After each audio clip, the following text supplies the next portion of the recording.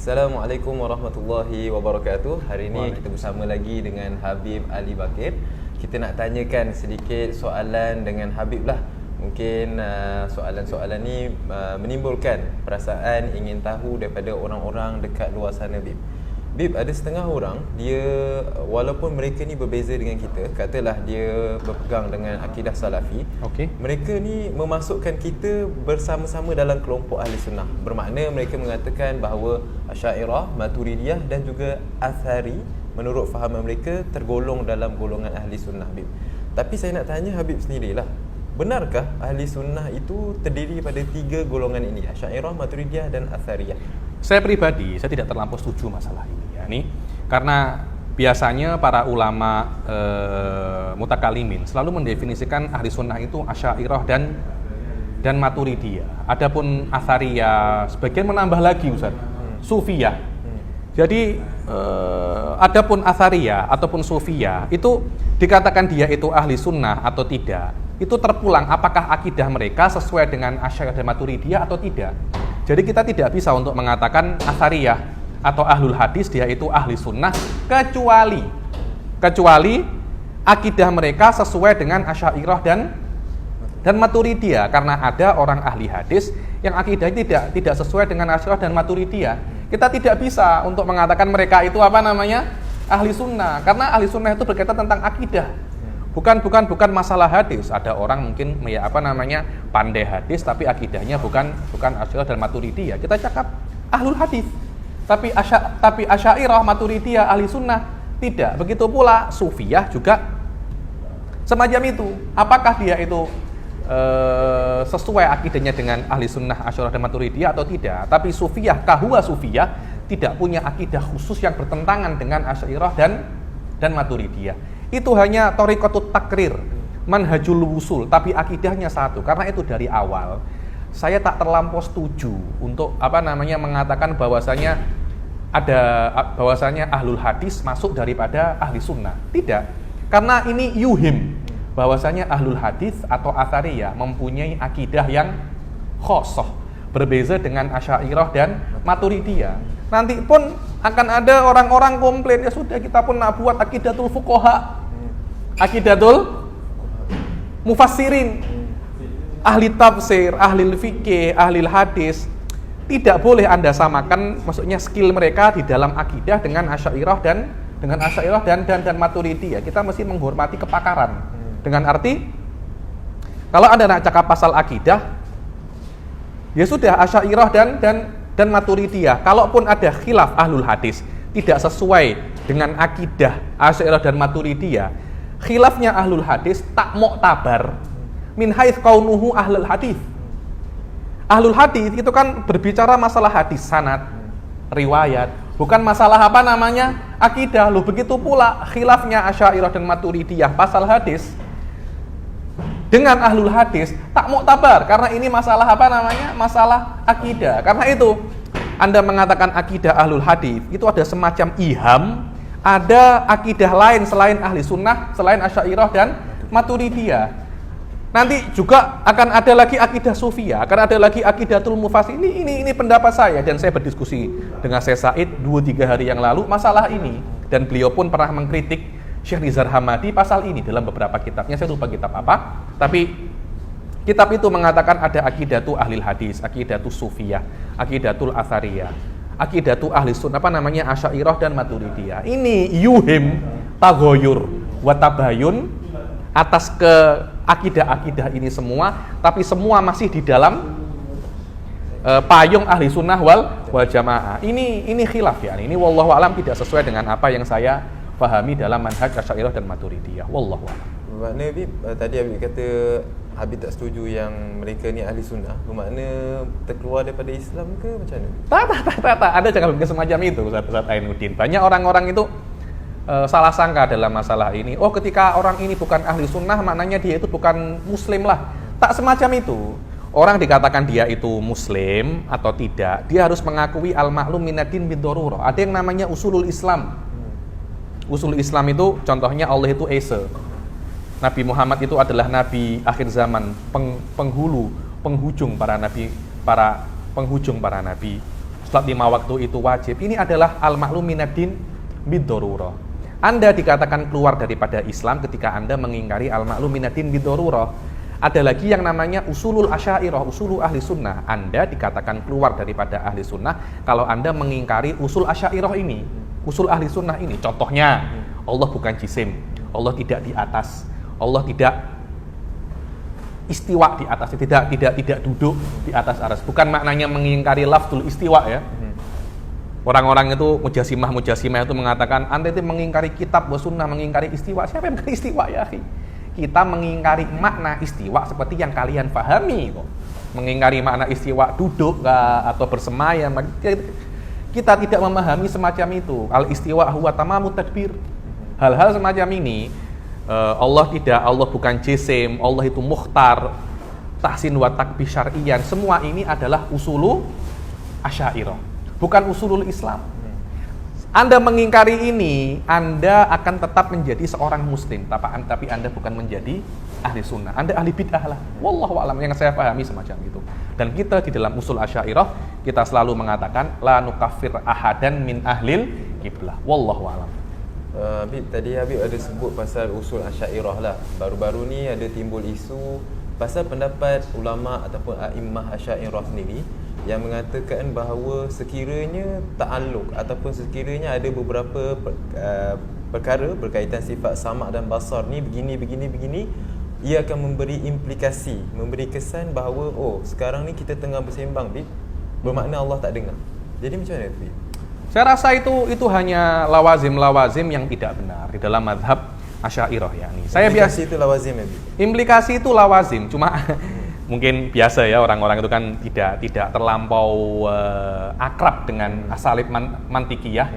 Jadi mengatakan implikasi itu dengan makna apa lawazim dengan makna implikasi. Implikasi itu adalah lazim. Lazim itu sesuatu yang ada dengan sesuatu yang lain yang tidak bisa untuk dipisahkan. Ada malzum, ada lazim. Masalahnya banyak orang itu yulzimuna ma la yalzamuna. Dia mengatakan ada implikasi tapi sebenarnya tidak ada implikasi. Itu tuh biasa semacam itu. Ada kesalahan di situ ya nih. Dengan arti memang sifat sama dan basar itu perkara yang sifatun azaliyatun wujudiyatun qaimatun bidzatillah. Ini adalah mazhab jumhur asy'ariyah dan ta'alluqnya itu ta'alluq dengan mewujudat. Allah sebelum ada makhluknya, sifat sama dan basarnya Allah ya ta'allaq bidzatihi, ya ta'allaqani bidzatihi. Ketika sudah ada makhluknya, baru ya ta'allaq bil makhluqat. Yang ada di dalam dunia nyata, sifat dan makhluknya. Ta'alluq ini adalah hubungan antara keduanya dan ta'alluq ini amrun yang adami. Tapi bukan maknanya bukan maknanya ta'alluq ini amrun adami. Allah tidak mendengar. Tidak. Allah itu mendengar daripada dua aspek. Allah mendengar dengan qiyamus sifah bidzat, dikatakan Allah itu mendengar walaupun belum ada apa-apa. Seperti Allah qadir dengan qiyamul qudrah bidzat. Kemudian Allah ketika mencipta, Allah pun juga qadir. Ketika Allah itu mempunyai sifatul sama' dan basar, sudah ada zatnya, ya ta'allaq bidzatihi. Pada saat itu pun Allah dikatakan sami'un basirun. Kemudian ketika ada makhluk yang baru ta'alluqnya itu ada. Yang ada ta'alluqnya, dan ta'alluq itu bukan perkara yang wujudi. Bukan dengan ta'alluq ini perkara yang wujudi, Allah dikatakan tidak mendengar. Tidak semacam itu, akan tetapi kita mengetahui ada hubungan. Ketika ada sifat sama, kemudian ada makhluknya, Allah itu mendengar dan Allah melihat apa yang jadi pada makhluknya setelah makhluknya itu ada. Sebelum makhluknya ada, Allah mengetahui, bukan mendengar dan melihat. Hubungan antara sifat Allah yang ada pada zat Allah dan makhluk ini kita namakan as-sama' dan basar. Walaupun ainul ta'alluq ini perkara yang adami. Lah terus bagaimana ya Habib ta'alluq ini loh? Ta'alluq ini perkara yang adami. Kalau Anda tengok kaifa ini sudah bukan apa ya? Sudah bukan di dalam level kita, seperti kata-katanya salafiyah, wal kaifu majhul. Wal kaifu majhul, bagaimana Allah mendengar? Ya wallahu a'lam, yang penting dengan sifat Allah mengetahui apa yang jadi dengan dengan sifat sama. Allah mendengar apa yang ada pada makhluk. Allah melihat apa yang ada pada makhluk. Bagaimana itu? Wal kaifu majhul. Yang penting dengan adanya sama dan basar, Allah mengetahui pada makhluk apa yang tidak diketahui dengan ilmu. Apa yang tidak dengan sama Allah mengetahui apa yang tidak diketahui dengan basar. Wahakadha. Bagaimana itu? Ya wallahu a'lam. Kita tidak bisa sampai situ. Kita tidak bisa melebihi hal itu. Wallahu a'lam. Bermakna ta'alluq ni Bib, bermaksudnya ta'alluq ni benda yang adami, dan kalau dia berta'alluq dengan sifat Allah, dia tak melazimkan sesuatu yang baharu pada zat Allah. Iya, pada zat. Kita tidak melazimkan ketika ta'alluq itu baharu, tidak ada yang baharu pada zat Allah, karena ta'alluq ini perkara yang adami. Berbeda dengan apa yang diyakini oleh Ibnu Taimiyah. Ya. Ibnu Taimiyah di dalam kitab beliau Majmu'atur Rasail wal Masail, beliau mengatakan bahwasanya sifat sama dan basar itu sifatun wujudiyatun haditsatun qaimatun fi dzatillah subhanahu wa ta'ala. Dengan makna itu ya, nanti Wahabi tanya pada saya, apa mana nasnya? Lala, ini maknanya. Ada kata-kata absorun mutajaddidah.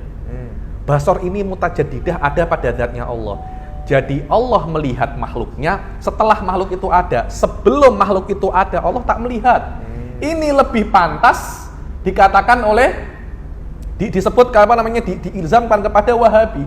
Kita sebelum makhluk ada, Allah sudah mempunyai sifat sama dan basar, karena sifat ini qadimatun azaliyah. Tapi sifat sama dan basar pada Ibnu Taimiyah itu sifatun haditsatun qaimatun fi dzatillah. Allah menciptakan sama dan basar pada zatnya Allah ketika makhluk itu ada. Sebelum makhluk ada, Allah tidak menciptakan sama dan basar. Setelah itu Allah menciptakan baru sama dan basar yang haditsah qaimah fi dzatillah, ya ta'allaq dengan apa namanya, makhluk. Dan ini tidak ada masalah bagi Ibnu Taimiyah, karena Ibnu Taimiyah tidak meyakini ma la yakhlu anil hawadits bahwa hadis, tidak, karena Ibnu Taimiyah meyakini al-qadim la yakhlu anil hawadits, karena Allah qadim tapi qaimun fi dzatihi, al hawadits mala nihayata lahu, biasa semacam itu. Karena itu ketika apa namanya ada perdebatan itu mengatakan Asy'ariyah ma la yakhlu anil hawadits bahwa hadis, memang itu mazhab Asy'ariyah. Mazhab anta apa? Mazhab anta, kalau anta mengkritik Asy'ariyah semacam ini, anta itu apa mazhabnya? Kita meyakini malayaklu anil hawadits fahuwa hadis. Apakah Anda meyakini ini? Ibnu Taimiyah setahu saya tidak. Itulah yang namanya tasalsul nau'i. Tasalsul nau'i kharij dzatillah wa tasalsul nau'i dakhilun fi dzatillah. Karena itu Ibnu Taimiyah mengatakan malayaklu anil hawadits qad yakunu hadisan wa qad yakunu qadiman. Tidak ada masalah menurut Ibnu Taimiyah. Bahkan qiyamul hawadits fi dzatil ilahiyah ainul kamalat. Wallahu a'lam. Bib, saya rasa ni soalan terakhir lah Bib. Setelah pada Habib terang-terangan tadi Bib, kita tengok macam apa yang Asy'ariyah perkatakan, yang Asy'ariyah usulkan ni macam terlampau rumit untuk kita fahami Bib. Jadi setengah-setengah orang dia mengatakan bahawa bukankah sepatutnya kita beriman cukuplah dengan fitrah kita sebagai manusia, dan malah mereka mengatakan bahawa Imam Razi ni macam apa yang tadi Habib sebutkan tu Habib, ada macam baur-baur falasifah, dan dibawakan kalam Imam Razi wa khatama hadzal bab bima ruwiya an Aristoteles annahu kataba fi awwal kitabihi al-ilahiyat man arada an yashra'a fil ma'arif al-ilahiyyah falyastahdits fitratan ukhra. Ini hal-hal semacam ini biasa ya. Saya rasa yang membahas semacam ini itu biasanya mujassimah. Mujassimah itu selalu ini uslub yang sudah mutawaros ya daripada zaman dahulu. Ibnu Taimiyah pun juga menggunakan cara-cara semacam ini, dengan arti perkara-perkara yang mempunyai makna yang ambigu, dia akan bawa kepada sesuatu yang salah, sesuatu yang salah. Imam Razi ingin mengatakan semacam ini, Anda ini nak berbicara pasal Tuhan. Kalau Anda akidahkan masalah Tuhan, kan masalah uluhiyah, masalah uluhiyah. Akidah ini berkaitan tentang Tuhan, dan Tuhan itu tidak pernah Anda tengok. Yang kita tengok semuanya adalah bukan Tuhan. Apapun yang kita tengok, Tuhan bikhilafi dzalik. Tuhan itu bikhilafi dzalik. Maknanya Anda kalau ingin berpikir tentang Tuhan, tentang akidah, Anda jangan menggunakan apa yang sudah Anda tengok daripada hal-hal setiap hari. Jangan Anda berpikir Tuhan macam manusia, Tuhan macam alam semesta, tidak. Ini adalah fitrah yang Anda guna sehari-hari. Untuk berpikir tentang Tuhan, Anda mesti mempunyai mindset yang lain, fitrah yang lain, mindset yang lain. Jangan Anda gunakan fitrah yang Anda tumbuh dengannya. Jangan Anda gunakan fitrah yang Anda tumbuh dengannya, yang Anda menghukumi manusia dengannya, Anda hukumi Allah dengannya. Loh, memang itu adalah pentingnya belajar masalah Tuhan. Karena Allah itu laisa kamitslihi syai'un, dan yang Anda ta'amul setiap hari mempunyai misil. Tuhan tidak mempunyai misil. Ini yang diinginkan oleh Imam Razi. Dan ini yang diinginkan oleh Aristo. Loh, bukan maknanya ini perkaranya Aristo, maknanya ini salah. Tidak ada semacam itu. Bukan maknanya ini Aristo, ini salah. Oh, bukan maknanya ini kalamnya Ibn Taimiyah, ini pun salah. Oh, tidak ada semacam itu. Ada yang benar dan ada yang salah. Ibn Taimiyah selalu menggunakan fitrah sebagai dalil. Fitrah bukan dalil. Fitrah itu qabiliyah. Dia bukan dalil, dia bukan dalil. Dan Ibn Taimiyah mempunyai agenda sendiri. Kenapa dia menggunakan fitrah? Karena dia tidak bisa menggunakan akal. Dia tidak bisa menggunakan akal. Kenapa? Karena akal tidak menerima tajsim. Ibn Taimiyah sangat benci kepada dalilul tatbik, sangat benci dia. Ibn Taimiyah sangat benci kepada dalilul hudus, sangat benci sekali dia. Kenapa? Karena dalilul hudus dan dalilul tatbik, dalilul hudus tidak bisa isbat tajsim. Dalilul tatbik tidak bisa isbat hawadits la awwalalah. Karena itu dia benci dengan dua dalil ini. Bagaimana saya ingin mengisbatkan akidah saya tanpa melewati dua dalil ini? Dia membuat satu alternatif. Namanya fitrah. Dan fitrahnya orang awam bla bla bla bla itu sebagai dalil bahwasanya yang diambil oleh fitrah itu pasti benar. Padahal fitrah bukan dalil. Fitrah adalah qabiliyah. Dan saya sudah jelaskan di dalam 3 video saya atau 4 di YouTube saya yang baru, jangan yang lama ya. YouTube saya yang baru, yang Habib Ali Bakar Shegaf tentang khulasatu bahsil fitrah. Saya jelaskan di situ dan saya sudah jelaskan bahwasanya yang namanya fitrah itu adalah qabiliyah. Dia bukan dia bukan dalil. Dan Ibn Taimiyah biasa menggunakan semacam itu, dan pengikut Ibn Taimiyah juga biasa menggunakan semacam itu. Dia kata-kata fal yuhdis fitratan ukhra, Anda keluar daripada fitrah manusia, fitrah awam, pergi kepada fitrah falasifah. Siapa yang semacam itu? Apakah ada Aristoteles mengatakan fal yuhdis fitratan ukhra musyabihatun li fitratil falasifah? Ada semacam itu? Tidak ada. Cuma Anda jangan berpikir sebagai Allah itu macam manusia. Karena Allah tidak mirip dengan manusia. Anda mesti berpikir dengan cara yang lain. Jangan qiyas ghaib ala syahid. Jangan qiyas ghaib ala syahid. Ibn Taimiyah ketika Anda berpikir tentang masail uluhiyah, tidak perlu Anda buat fitrah yang lain, karena memang Allah mirip dengan makhluknya. Allah mirip dengan makhluknya walaupun kemiripannya itu tidak 100%, tapi ada kemiripan dengan makhluknya. Anda tidak perlu untuk ihdas fitratun ukhra, ya, karena fitrah itulah bagaimana Anda memahami manusia, disitulah Anda memahami Allah. Karena itu Ibn Taimiyah tidak suka ini, dan masalah ini Ibn Taimiyah ketika ada atau pengikutnya ya, ini karena uslub ini dimulai oleh Ibn Taimiyah dan diteruskan oleh para pengikutnya ya. Nih, ketika ada perkara yang mujmal, mungkin ini, Ibn Taimiyah suka itu. Dia akan ambil pendapat kemungkinan yang sesuai dengannya. Contohnya ketika Imam Ahmad atau mutaqaddimin daripada ahli sunnah mengatakan Allah mubayyinun li khalqih. Allah berbeza dengan makhluknya. Berbeza ini mungkin berbeza daripada hakikat, mungkin berbeza daripada arah. Ada mujmal, Ibn Taimiyah ambil berbeza dengan arah. Hakikatnya sama, tapi arahnya berbeza. Akhirnya ulama-ulama mutaakhirin daripada ahli sunnah faham itu, bahwasanya kalimat mujmal ini dijadikan dalil, hujah untuk kelompok-kelompok yang tidak sesuai dengan ahli sunnah. Diganti, Allah laisa bijauhar, Allah laisa bil arad, Allah laisa fi jihah. Tidak menggunakan Allah mubayyin li khalqihi, lebih ditafsirkan. Lebih ditafsirkan. Kita mesti paham hal-hal semacamnya yang dikatakan oleh Imam Razi dan dinukil daripada Aristoteles. Belum tentu itu itu salah. Belum tentu itu salah. Imam Razi mempunyai pendapat, dan ini adalah pendapat apa namanya yang kita yakini. Mungkin Wahabi pun juga yakin hal ini, dengan arti Allah tidak mirip kepada apa namanya makhluknya. Ketidakmiripan Allah dengan makhluknya, ketika Anda berpikir tentang Allah yang tidak mirip dengan makhluknya, apakah Anda menggunakan mindset makhluk? Mindset yang sama ketika Anda menghukumi makhluk ini, Anda hukumi Allah? Kan tidak, kan? Tidak mutlak semacam itu, walaupun Wahabi menggunakan kiasul ghaib ala syahid, tapi tidak mutlak. Tapi apa namanya? Tapi tidak mutlak. Pasal yang diinginkan oleh Imam Razi, bukan artinya Anda kena buang fitrah awam, kemudian guna apa namanya? Fitrah falasifah. Hada taqawul wa su'ul faham. Su'ul faham terhadap perkataan-perkataan Imam Razi atau yang dinukil oleh Imam Razi. Wallahu a'lam.